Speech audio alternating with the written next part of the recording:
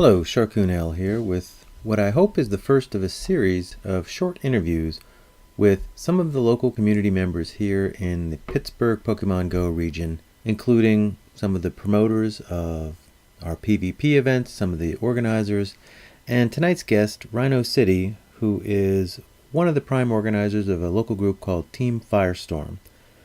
Team Firestorm has created their own local tournament program, the Firestorm League, which in my view complements the Sylph Arena program and creates a local leaderboard and a local competition with an upcoming invitational tournament.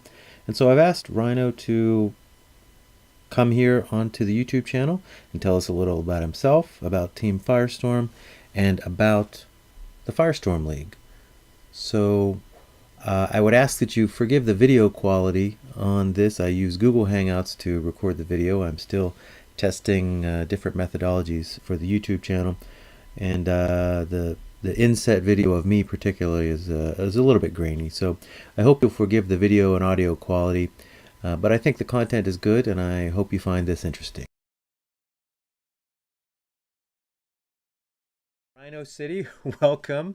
Thanks for joining me tonight to talk a little bit about the PokemonGo PvP scene in Pittsburgh. So first, why don't you tell the viewers, however many of them are, a little bit about yourself and your background with PokemonGo. And you told me you've done competitive gaming before, so give us a little bit about your background. All right. So my name is Robert Holtz. I go by Rob, screen name RhinoCity in Pokemon Go. My background in Pokemon Go is I've been playing since the day it came out. It's actually really ironic that I've become so immersed in the game because whenever it was launching, all of my coworkers and all of my Magic friends were like really into it. And I was like, okay, whatever. I'll probably like download the game just to see what's up with it. And then it turns out everyone else quit, but I like stayed like dedicated to the game and have played like every day since then. Um, so about like a year into the game, or almost a year, it hadn't been the year anniversary, I met up with some other dedicated trainers in the Pittsburgh area, screen names Delana Catrella and Eloquent Emu, and some other folks who eventually became the Team Firestorm crew. And we basically started trying to engage the community in the more social aspects of the game, like hosting lore parties at various locations in the city, trying to engage all the different regions of Pittsburgh because we've kind of like divided ourselves into a north, a south, a west, and an east crew, with like the central like downtown of Pittsburgh being like the hub area. So we've spent the better part of the last 2 years cultivating that sort of organization that eventually became Team Firestorm. And you guys have a website and a Facebook and all that stuff? Yes, Give a quick we quick plug to your sites. well, we don't use the Facebook page that much anymore. We do a little bit of social media on there, but our website is simply firestormpgh.com. Okay. So that's firestormpgh.com. Pretty simple to remember. On there, we have a calendar of all of the sort of social events that are going on in Pittsburgh, and we're trying to uh, encourage other people in the Pittsburgh area to post their events so that you can get the word out of like, hey, we're going to be, a group of us are going to be at this Starbucks this night, and we're going to be putting up lures. Come and trade with us and catch Pokemon. It'll be fun. Let's turn a little bit to PvP. You've given us the backdrop of Firestorm now. Yep. You've been one of the community organizers in Pittsburgh in cooperation with some of the folks from the Sylph Road, our local Sylph Road people, in trying to set up a framework for local PvP tournaments. So give us a little bit of that background, and I'm hoping some of the audience for this is people who might play Pokemon Go in Pittsburgh but haven't been to a tournament yet. So give us a little bit of the backdrop of how the tournaments have been set up and how they've been working so far. So the tournaments in general have been fairly successful. We are getting about as much turnout as we're kind of expecting now. I initially, whenever I was coming into this, I was hoping that we would kind of try to blur the lines of all the regions so that we could all like come together as one big PvP community and we could all like go to the same tournaments instead of like having four separate regions basically having their own metagame. Travel and But timing has impacted that, hasn't it? yeah, unfortunately, it has impacted that a lot more than I was expecting it. But now with that scope, the tournaments have been running great, but we can always use more people. Having more people at a tournament makes things more fun. You meet new people, you play against new people, and you bring different ideas to the tournament. If you're a new player coming into a group, Well, I've done a number of the tournaments, and it seems like, and I've looked at the other tournaments in the area, and it looks like we've normally had. I mean, some of the tournaments have eight people or so, but then we've had others that are as high as 20, in excess of 20. We haven't had any of the massive tournaments like you hear about in South America where there's 300 people. But right? it feels to me like there's a little momentum growing, and the hope for this YouTube channel is to kind of help spread the word about that. So, tell me a little bit how, on behalf of Firestorm, or in conjunction with the folks at Firestorm, you've been working together with the Sylph Road people to create you guys' overlay system of what Firestorm is doing, complementary to the Sylph Road arena. Okay. We're trying to like separate ourselves from Silk Road. Basically, the Firestorm initiative is we're trying to encourage more players in Pittsburgh to be interested in PvP. We're trying to offer this like big seasonal invitational that you can get your invite for by playing in more tournaments. And at the end of the season, all of those invitees come together and they battle it out for a big prize And you're planning for the first one of those to be in July. okay. But you are using the Sylph Road tournaments as eligible to be considered for the Firestorm rankings and invites and things. Absolutely. Tell me, There's no reason why we shouldn't really use the tools that we have, the tools that Silk Road has provided with us. yeah. And by doing Great League tournaments in Sylph Arena, that encourages players even more because then they're like getting points towards the Firestorm leaderboard, which is just basically the Pittsburgh leaderboard right now, and also the Sylph Arena worldwide leaderboard. Well, while Sylph has been trying to get their player rankings and leaderboards together, you guys already have yours up. So tell me a little bit about the methodology you guys are using for your rankings in the Firestorm system. It's actually pretty simple. It's not really complicated. I'm hoping that the Sylph Arena formula is a lot more. What's the word I'm looking for? Well thought out. Not to say that ours isn't well thought out. Basically, every tournament that is hosted in the Firestorm League sort of scope is worth a certain number of points total, and that number of points is how many rounds the tournament goes. So, for example, if you have a 4-round tournament, that tournament is worth up to 4 points to each player. And you earn points for that tournament by the number of rounds you win. So if you go 4-0 in a tournament, you get 4 points for that tournament. Seems simple. Yep. And then on our leaderboard, your points are presented as a percentage, and that percentage is how many points you have earned this season versus how many points could you have earned this season, as in the total points of all of the tournaments that were hosted in that season. So that system encourages people to get up and get out to tournaments, because if you went to the first three tournaments and won them, you'd be in the lead.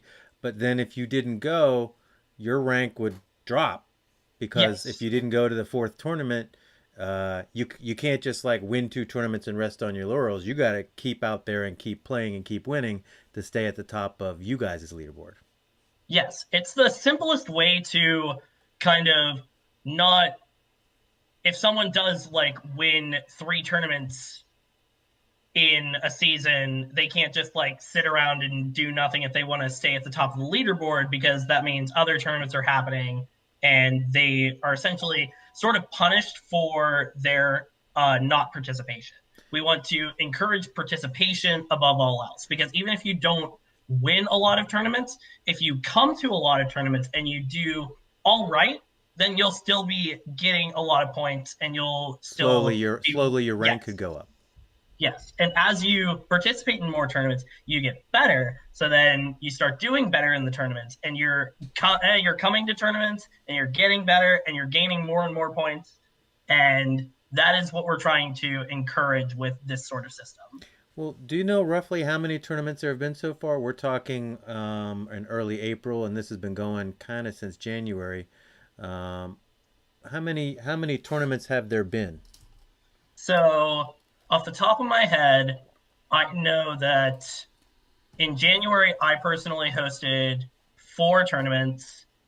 Then uh, I've hosted four tournaments each month since then. So yes, each month I've hosted four tournaments. So January, February, March.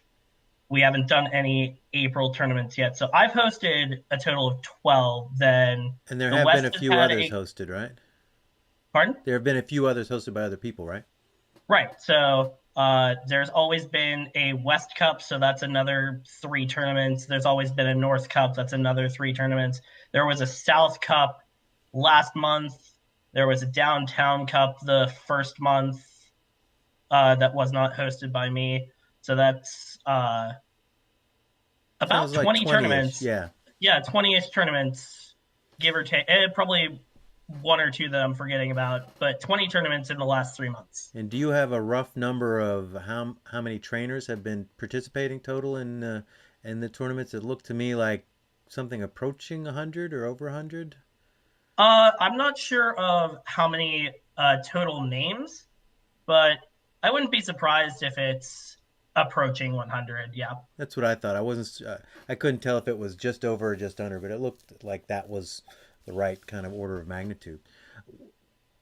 Okay, so to finish this up, I'd like to ask you, what would you tell a a player around Pittsburgh who might be into Pokemon Go but who's never come to a tournament? Maybe they're a little sort of intimidated, don't know what to expect. What would you tell that person about why it would be fun to come to one of these tournaments? So, for me, I've always considered Pokemon to be mostly about battling, and through battling other people, you meet new people, you get to make new friends. And I've never met someone at a Pokemon Go tournament yet that I did not like and I didn't want to see again. So that's one awesome thing. You get to meet new people, meet new awesome people, and you get to make new friends. For the maybe being intimidated part, everyone has to start somewhere. So if you're intimidated that you might not do well, or that like other people might kind of mock you for not doing well or making mistakes, everyone has to start somewhere. Yeah, And I I haven't don't found think any of that in any of the tournaments I've been to. exactly like this has been an awesome community, and I would be very surprised if that ever happened to anyone. Yeah, I feel If the same way. in fact I've seen a lot more of the opposite. People are like willing to lend a hand, like, hey, you did this thing, and if you would have done this thing instead, because this is like a better matchup for this Pokemon, then you probably would have won the game. So you learn things, and that's the third thing. Uh, Everyone has to start somewhere, but you only get better by practicing. And even more important than practicing is practicing against people who are better than you. If you are practicing against the people who are about the same skill level as you, then you're not going to learn anything. because you are doing the same thing over and over again. And as much as nobody likes to lose, is actually pretty important in competitive gaming to lose sometimes because you don't learn a lot through winning.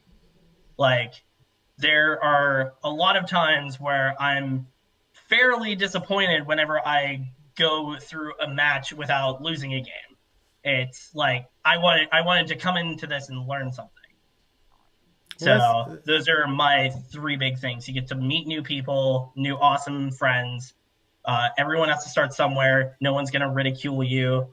And you got to practice in order to get better if you're afraid of not being good enough. yeah, I agree with And all of those. I mean, there's a whole range of people who've come out to the tournaments I've been in. You know, one of the top players is a very 12 or 13-year old person on you guys' leaderboard who's beaten me. So it's not like there's not different age ranges, different skill levels, and without fail, everybody whom I've met, competed against, or talked to at any of the tournaments I've been to, and I've been to 5 or 6 at least, or 7, has been really cool. And we all like Pokemon Go, so we all have something in common right off the bat. Um, absolutely. so I want to bring this to a close. Thank you for joining me tonight, and we might get together again with other topics to talk about as I try to expand the YouTube channel to promote Pokemon Go and PvP in Pittsburgh. But thanks for your time, and thanks for joining me tonight. Thank you for having me. I'd love to do this again sometime. All right, great, cool, thanks. If you enjoyed this discussion about Team Firestorm and want more information, please check out their website, firestormpgh.com. Here's a little overview of it. It contains information about the group and their tournaments and everything else. If you like this conversation, please also like and subscribe to this YouTube channel. I intend to do a series of additional interviews with other local organizers and PvP players. Thank you very much for watching.